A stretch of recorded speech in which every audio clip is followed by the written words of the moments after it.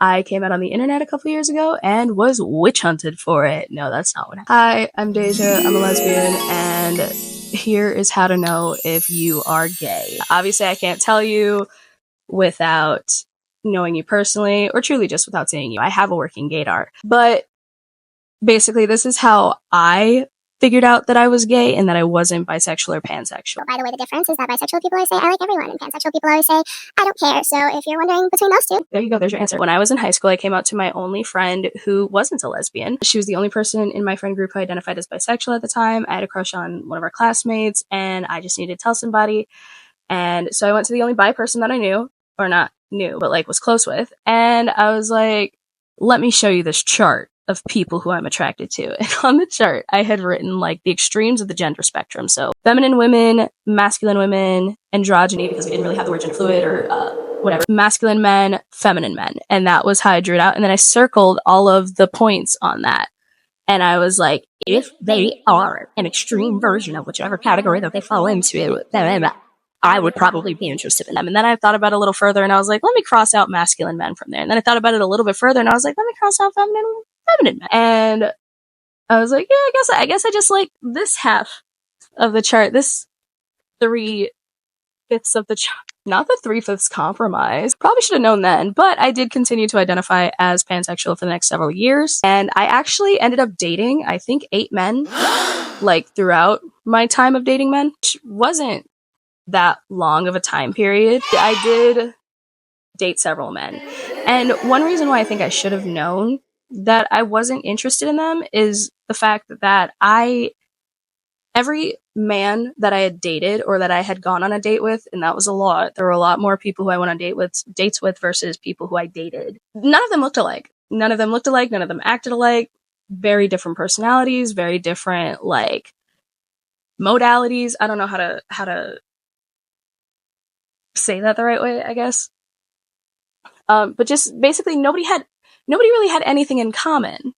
Like they were all like different races, they were different sizes, and I just thought I was being open-minded. Turns out I was just looking for a scapegoat, because truly the thing that they did have in common was that they were easy and that they were obsessed with me, and that was what I was interested in. And then I realized at a certain point that I don't think I was ever attracted to them. I was attracted to their attraction to me, which is reasonable. Don't hate me for that. That's real. That's real.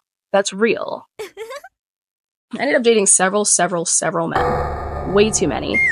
And it wasn't until my final relationship with a man that I realized that I definitely do not like men, because he was a feminine man, which, as you remember, took me a little bit longer to cross out than masculine men.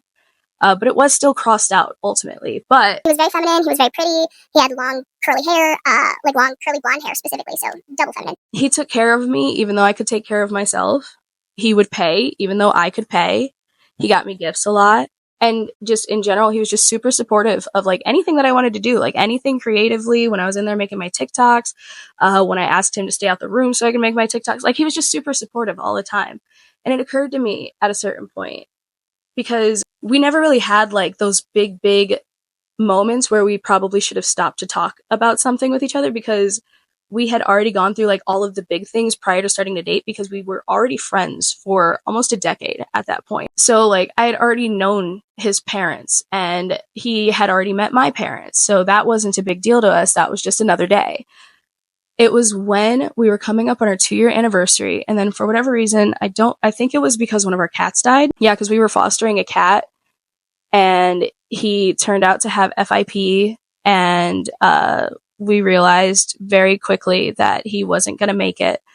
And essentially, our parents had both come over to come console us, and it was the first time that our moms met each other. They're the only ones who ever met. And it was like seeing both of our moms in the room together. And like this cat who just lived such a short life, making me think about how short life is in general.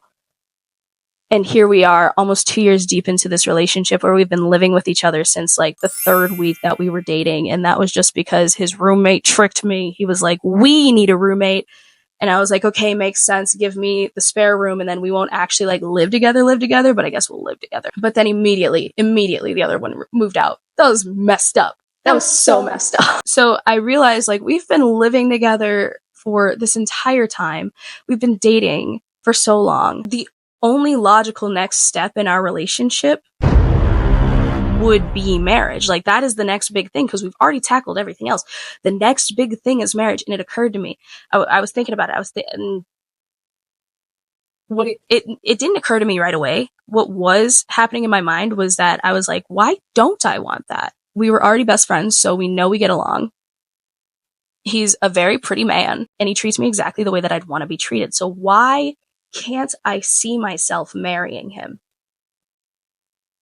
And that was when I realized that if even the most perfect textbook definition of a perfect man for me isn't good enough, then it might not be that I was wrong about what I wanted.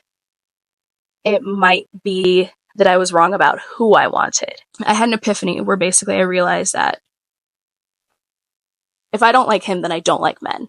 Then it took another like 8 months to actually come out to him. And that was just because he's like a sentimental person and there was always something happening. There was always like a holiday or an event with his family or something where like for whatever reason he needed to have like me there, honestly, as an accessory. And like there was just so much happening where I just never felt like it was the right time, or I felt like I would ruin a big moment for him, or I felt like I would ruin a holiday, or I would ruin a day that he already had positive sentimental attachments to. And so it was like every single time that I tried to tell him, it was just the wrong time to tell him because he was having such a good day and I didn't want to ruin his day. That's so messed up. I do think that absolutely made things so much worse. And I realized what it was that I was never going to find the right timing. So I was like, universe, I promise you I will do it. He used to always be like, do you even like me? Whatever. But I told the universe the next time he asked me anything along the lines of, do you even like me? I promise that I will be honest with him and I will tell him the truth that I have realized that I'm gay a long time ago. 5 minutes later, he walks in the door. Something's going on. I don't remember what. I think I was like avoiding kissing him or something. And he was like, do you even like me anymore? And I broke down crying. He thought I was laughing at first, so he thought I was joking. He realized that there were actually tears. Never once in the entire time that he's known me had he ever seen me cry, but there were actual tears.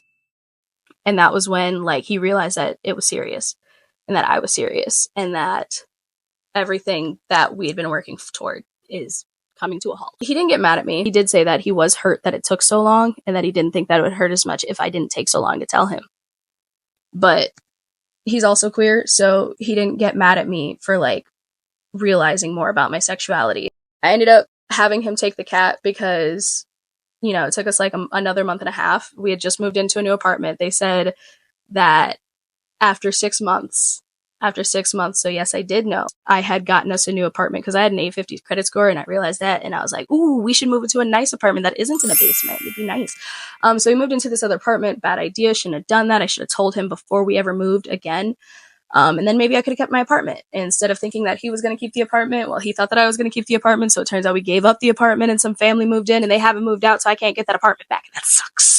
That sucks for me. He was going to be moving in with his sister at a different apartment. And I was going to be moving back in with my parents at their rented house where we weren't allowed to have pets. So I told him that I want him to take the cat and that he really more deserves her than I did. Mostly because I was moving back in with my parents, which was crazy. I hadn't lived with them for 2 years at that point. But also because like he had gotten her for me as a gift after we had fostered a dog that I had to give up because she was a husky. And we lived in an apartment. So he had got me the cat as like, you know, because I was always at the house and I was lonely.